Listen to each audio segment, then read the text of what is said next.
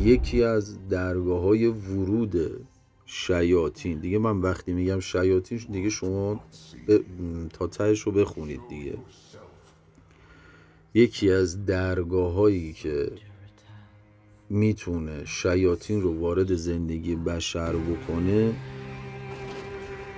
اینه که شما حریم الهی رو رعایت نکنید.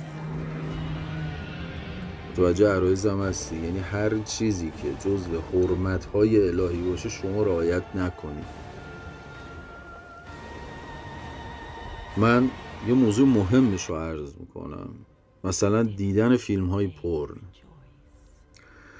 دیدن فیلم‌های پورن، خود همون افرادی که فیلم‌های پورنو بازی میکنن اینها خودشون تسخیر شدن، اصلا یعنی تسخیر شده شیطانه، یعنی با شیطان بیعت کردن و بعد تسخیر شیطان شدن و الان دیگه تمام کارشون.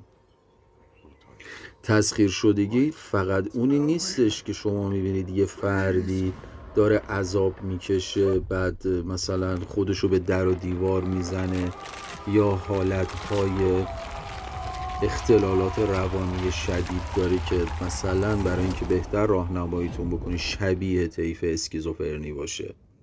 متوجه عرایزم هستی؟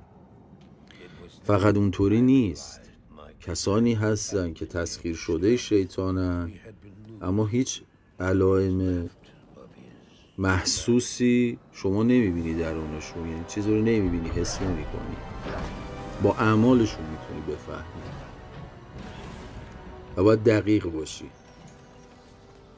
اتفاقا اونایی که عذاب میکشن اونا با شیطان درگیرن، اونها ضعیفن، یعنی یک فطرت، خب انسان فطرتش پاکه دیگه، اون فطرت پاکشون اجازه نمیده و دائم درگیرن.